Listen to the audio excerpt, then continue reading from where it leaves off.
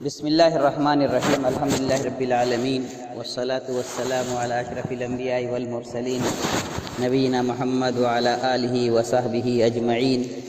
ہم نے کل مسلمانوں پر مکہ والوں کے ظلم و ستم کی کچھ باتیں سنی تھیں، اور میں نے کل کہا تھا کہ حضرت بلال اور عمار ابن یاسر کے پورے گھرانے کے جن تکلیف سے دوچار ہونے کے واقعات سیرت میں بیان ہیں، اگر ان کو نہ سنا جائے تو مکہ والوں نے اسلام کے راستے میں کتنی رکاوٹیں کھڑی کی تھیں اور مسلمانوں کو کتنا ستایا تھا، وہ بات ادھوری رہ جائے گی۔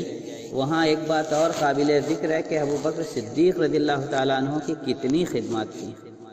سارے ستائے ہوئے اور کمزور مسلمانوں کو اپنے پیسے سے خرید کر اگر غلام تھے تو آزاد کرا دیا، تاکہ وہ اپنے آقاؤں کے، اپنے مالکوں کے ظلم و ستم سے محفوظ ہو کر کے اسلام کے سائے میں امن و چین سے زندگی بسر کر سکیں۔ آج ہم سنیں گے کتنی لونڈیوں کو، کتنے غلاموں کو حضرت بلال سمیت انہوں نے اپنے مال سے خرید کر کے آزاد کیا۔ مکہ والوں کی جانب سے مسلمانوں کو اذیت دیے جانے کے کچھ واقعات ہم نے کل ملاحظہ فرمائے تھے۔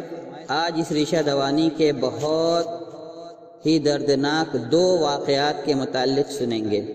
ہر ایک ان میں سے اپنے میں ایک عبرت اور نصیحت کا پہلو رکھتا ہے۔ پہلا واقعہ حضرت بلال کی آزمائش کا ہے، اور دوسرے عمار ابن یاسر اور ان کے گھر والوں پر ہونے والے ظلم و ستم کا بیان ہے۔ حضرت بلال رضی اللہ عنہ امیہ ابن خلف کے غلام تھے۔ امیہ ابن خلف ان کی گردن میں رسی ڈال کر بچوں کے حوالے کر دیتا تھا، اور بچے ان کو مکہ کی پہاڑیوں پر گھسیٹ کر لے جاتے تھے۔ رسی کی رگڑ سے آپ کی گردن چھل جاتی تھی۔ امیہ ابن خلف آپ کو رسیوں میں جکڑ کر بری طرح مارتا بھی تھا۔ حضرت بلال رضی اللہ تعالیٰ عنہ کو سخت دھوپ میں بیٹھنے کے لیے مجبور کر دیتا، بھوکا پیاسا رکھتا، تپتی دوپہر میں مکہ کی چٹیل زمین پر لٹا کر بھاری بھرکم چٹان آپ کے سینے پر رکھوا دیتا اور کہتا کہ ایسے ہی پڑے رہو، پڑے پڑے مر جاؤ، یا پھر محمد کے دین سے پھر جاؤ اور لات اور عزا کی پوجا کرنے لگو۔ اس تکلیف کی حالت میں بھی حضرت بلال رضی اللہ تعالیٰ عنہ کی زبان سے صرف احدن احدن جاری رہتا۔ ایک دن اسی دردناک عذاب سے دوچار ہوتے ہوئے انہیں ابوبکر رضی اللہ تعالیٰ عنہ نے دیکھ لیا۔ ایک کالے غلام کے بدلے ان کو خریدا اور آزاد کر دیا۔ بعض دوسری روایات میں آتا ہے کہ 5 یا 7 درہموں کے بدلے خرید کر کے آزاد کیا تھا۔ یہ ابوبکر رضی اللہ تعالیٰ عنہ کی ایک خدمت ہوئی، آگے آپ اور سنیں گے۔ عمار ابن یاسر رضی اللہ تعالیٰ عنہ بنی مخزوم کے آزاد کردہ غلام تھے، اپنے والدین کے ساتھ اسلام لائے۔ ان کے والد یاسر، ان کی والدہ سمیہ سب ایک ساتھ اسلام لائے تھے۔ اس پر مشرکین مکہ، خاص کر ابو جہل، انہیں تپتی دوپہر میں نکالتے اور سزائیں دیتے۔ اس اذیت کی حالت میں ایک دن نبی کریم صلی اللہ علیہ وسلم کا ان کے پاس سے گزر ہوا۔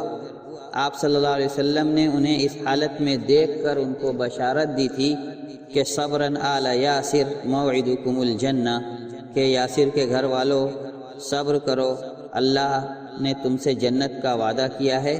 ان سزاؤں کی تاب نہ لا کر حضرت عمار کے والد یاسر شہید ہو گئے۔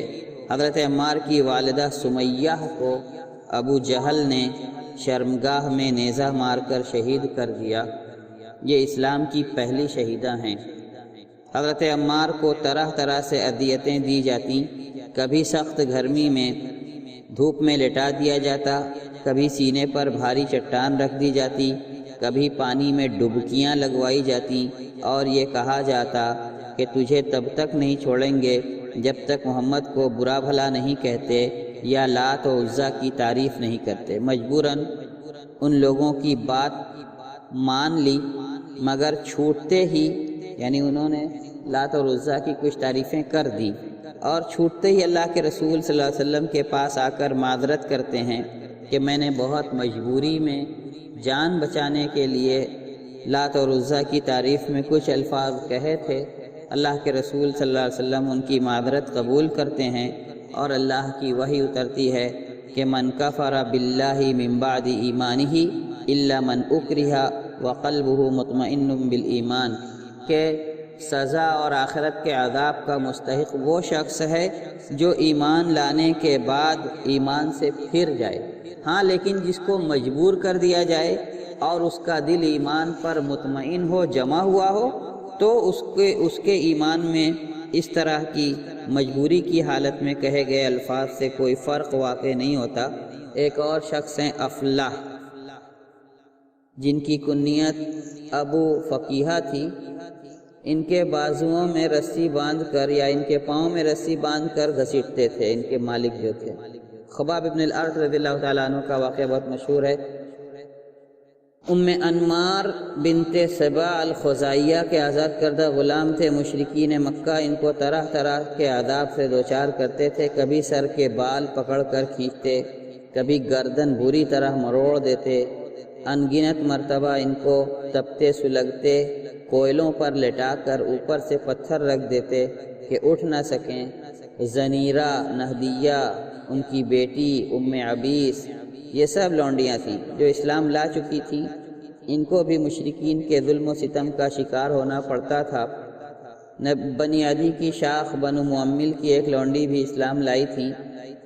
عمر بن الخطاب جو کہ ابھی اسلام نہیں لائے تھے ان کو مارتے تھے، اتنا مارتے تھے کہ خود مارتے مارتے تھک جاتے، اور جب چھوڑتے تو یہ کہتے کہ تمہارے مارنے سے میرا جی نہیں بھرا ہے بلکہ میں تھک کر تمہیں چھوڑ رہا ہوں۔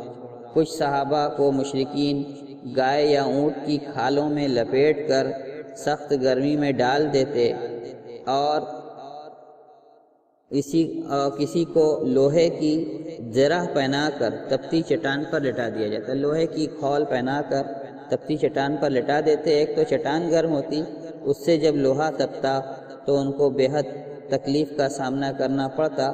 ایسے ہی واقعات کی ایک لمبی داستان ہے جسے اگر بیان کیا جائے تو بات بہت طویل ہوگی۔ اتنا سمجھ لیجئے کہ اسلام میں داخل ہونے والا ہر شخص مکہ والوں کے عتاب کا شکار ہوتا تھا۔ پھر ایک اللہ کے رسول صلی اللہ علیہ وسلم نے اپنے صحابہ کو مکہ والوں کی ان تکلیفوں سے بچانے کا راستہ سوچا، اور ان ادارہ ثانیوں کے مد نظر حکمت کا تقاضا یہ تھا کہ رسول اللہ صلی اللہ علیہ وسلم مسلمانوں کو اسلام لانے کا اعلان کرنے سے روک دیتے کہ آپ میں سے کوئی بھی اپنے اسلام کا اظہار نہ کرے۔ ایسا ہی آپ نے کیا بھی، اور ان سے بڑے رازدارانہ طریقے سے ملنے لگے، کیونکہ اگر کھلے عام ان سے ملاقات کرتے تو مشرکین ان کے کام میں رکاوٹیں کھڑی کرتے۔ آپ صلی اللہ علیہ وسلم ان کا تزکیہ نفس نہ کر پاتے اور نہ ہی انہیں کتاب و حکمت کی دعوت دے پاتے، بلکہ ایسی صورت میں ٹکراؤ کی حالت بن جاتی، اور نبوت کے چوتھے سال کچھ اس طرح کے حالات بنے بھی۔ ہوا یوں کہ صحابہ گھاٹیوں میں چھپ چھپ کر نماز پڑھتے تھے۔ قریش کے کچھ لوگوں نے انہیں دیکھ لیا، ان سے گالی گلوج اور لڑائی جھگڑا کیا۔ حضرت سعد بن ابی وقاص رضی اللہ تعالیٰ عنہ نے ایک شخص کو مکہ والوں میں سے مار کر لہو لہان کر دیا۔ یہ اسلام میں خون بہا کر زخمی کر دینے کا پہلا واقعہ تھا جو حضرت سعد بن ابی وقاص رضی اللہ تعالیٰ عنہ کے ہاتھوں انجام پایا۔ لیکن اگرچہ یہ جھڑپیں بڑھتی رہتی تو مسلمانوں کے تہس نہس ہونے کی نوبت آ جاتی، کیونکہ وہ گنتی کے چند لوگ تھے۔ اس لیے حکمت اسی میں تھی کہ اسلام کی دعوت اور عبادت دونوں کو مخفی طور پر انجام دیا جاتا، مگر رسول اللہ صلی اللہ علیہ وسلم اپنی دعوت و عبادت کو اعلانیہ قریش کے سامنے انجام دیتے تھے۔ صحابہ کو تو منع کر دیا تھا کہ سامنے کوئی نہ آئے، ابھی اپنے اسلام کا اعلان نہ کرے، لیکن خود اعلانیہ طور پر اپنے دین کی دعوت بھی دیتے تھے اور حرم شریف میں جا کر کے عبادت بھی کرتے تھے۔ ایسا کرنے سے آپ صلی اللہ علیہ وسلم کو کوئی بات روک نہیں پاتی تھی، مگر مسلمانوں سے جب ملنا ہوتا تو آپ صلی اللہ علیہ وسلم بہت ہی خاموشی سے دار ارقم میں آ کر کے ملتے تھے۔ اس میں ان کی مصلحت کا خیال تھا، اور حضرت ارقم ابن ابی ارقم مخزومی کا گھر جو کہ صفا پہاڑی پر تھا اور سرکش کفار کی مجلسوں اور ان کی نگاہوں سے دور تھا، اسی گھر کو اسلامی دعوت کا مرکز بنایا گیا۔ 5ویں سال نبوت سے آپ لوگوں سے اسی جگہ ملتے تھے نبوت کے 5ویں سال۔ پھر مسلمانوں پر مکہ کی زمین تنگ کر دی گئی۔ 4تھے سال نبوت سے کے آغاز سے ہی جو ستانے کا سلسلہ شروع ہوا، اور شروع میں اس میں جو شدت نہ تھی مگر روز بروز سخت ہوتا جاتا تھا، اور نبوت کے 5ویں سال کے وسط تک تو یہ بے حد سنگین صورتحال اختیار کر گیا، یہاں تک کہ مکہ کی سرزمین ان پر تنگ کر دی گئی، اور ناگفتہ با حالات مسلمانوں کو اپنی جان اور دین کی حفاظت کی تدبیر سوچنے کے لیے مجبور کرنے لگے۔ انہی شدید حالات میں سورہ کہف نازل ہوتی ہے۔ سورہ کہف میں 3 قوموں کا بلکہ 3 واقعات ایسے ہیں جو ہجرت کی طرف اشارہ کرتے ہیں، اور اس میں مکہ والوں کے ان سوالوں کا جواب بھی ہے جو وہ اللہ کے رسول صلی اللہ علیہ وسلم کو حیران و پریشان کرنے کے لیے کرتے تھے۔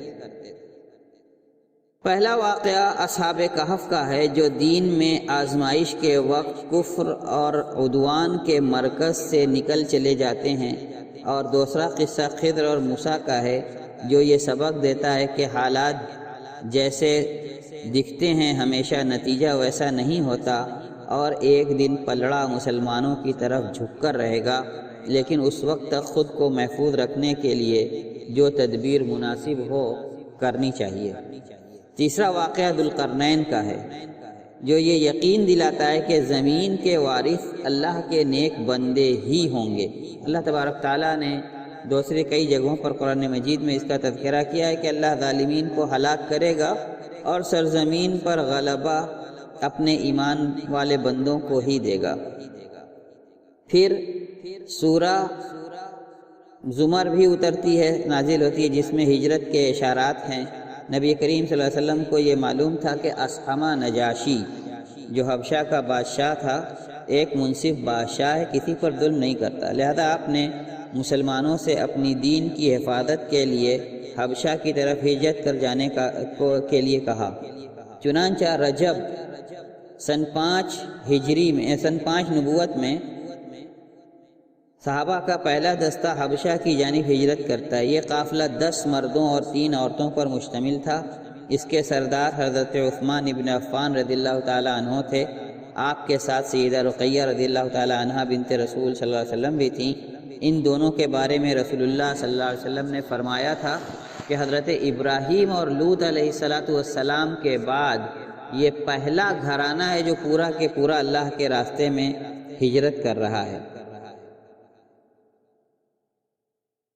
یہ قافلہ چپکے سے رات کے اندھیرے میں روانہ ہوتا ہے تاکہ قریش کو اس کی خبر نہ ہو سکے۔ یہ لوگ سمندری راستے پر شعیبہ بندرگاہ کے ارادے سے نکلتے ہیں، اور اللہ تبارک تعالیٰ نے 2 تجارتی کشتیوں کے ذریعے سے ان کی مدد فرمائی، ان کو حبشہ پہنچا دیا، مگر قریش کو ان کے ہجرت کی خبر ہو گئی اور وہ لوگ ان کے پیچھے نکلے، لیکن جب تک ساحل سمندر پر پہنچتے مسلمان وہاں سے جا چکے تھے، ناکام واپس آنا پڑا۔ نجاشی کے پاس مسلمانوں کو بڑی عزت اور اطمینان کی زندگی نصیب ہوئی، آرام سے رہنے لگے۔ اسی سال رمضان المبارک میں نبی کریم صلی اللہ علیہ وسلم حرم شریف میں تشریف لے جاتے ہیں، اور اچانک ہی مشرکین کے سامنے سورہ نجم کی تلاوت شروع کرتے ہیں۔ مجمع میں بڑے بڑے سرداران قریش بھی تھے۔ ان کفار نے اس سے پہلے کبھی اللہ کا کلام نہیں سنا تھا، کیونکہ باہم ایک دوسرے کو وہ اللہ کے رسول صلی اللہ علیہ وسلم کے کلام سننے سے منع کرتے تھے۔ اچانک جب اللہ کا کلام ان کے کانوں میں پڑا تو مبہوت ہو کر سننے لگے۔ کسی کا اپنے اوپر جیسے کہ بس اور اختیار نہیں تھا، سب پوری طرح سے متوجہ ہو گئے، یہاں تک کہ آپ نے پوری سورہ نجم تلاوت کی۔ سورہ ختم ہو گئی، سجدہ کی آیت آ گئی، آپ نے سجدہ کیا، کوئی اپنے اختیار میں نہیں تھا، سب سجدے میں گر پڑے۔ دراصل حق کی گونج نے ان کے دل کے گھمنڈ اور تکبر کو چور چور کر دیا تھا، اور سب بے اختیار سجدے میں گر پڑے تھے۔ جب احساس ہوا کہ کلام الہی کی بالادستی کے آگے وہ بے بس ہو گئے، اور دوسری طرف لوگوں کی ملامتیں اور طعنوں کے بھی شکار ہوئے، تو جھوٹ گڑھا کہ آپ صلی اللہ علیہ وسلم نے یہاں آ کر بتوں کی تعریف کی ہے۔ یہ جھوٹ گھڑ کر نبی کے ساتھ سجدے میں گرنے کا عذر بیان کرنے لگے۔ ایک بہتان تراش قوم اس سے بھی زیادہ امید بھی کیا کی جا سکتی ہے۔ لیکن یہ خبر حبشہ کچھ دوسری طریقے سے پہنچی۔ مسلمانوں کو یہ خبر ملتی ہے کہ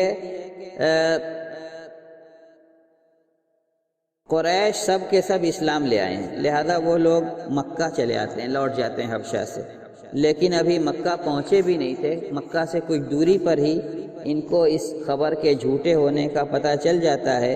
وہیں سے کچھ لوگ واپس حبشہ پلٹ جاتے ہیں، لیکن کچھ لوگ چپکے سے چھپتے چھپاتے مکہ آتے ہیں، یا تو کچھ دوسرا راستہ یہ اختیار کرتے ہیں کہ مکہ میں سے ہی کسی کی امان حاصل کرتے ہیں اور اس کی حفاظت اور اس کی امان لے کر کے مکہ میں داخل ہوتے ہیں۔ لیکن مکہ کے حالات پہلے سے بھی زیادہ سخت ہو گئے تھے، مجبوراً ایک دوسری ہجرت اور زیادہ افراد پر مشتمل حبشہ کی طرف کرنے کی تیاری شروع ہوتی ہے۔ کل کے درس میں ہم دوسری ہجرت حبشہ اور اس کے بعد کے واقعات انشاءاللہ سنیں گے۔ وآخر دعوانا الحمدللہ رب العالمین۔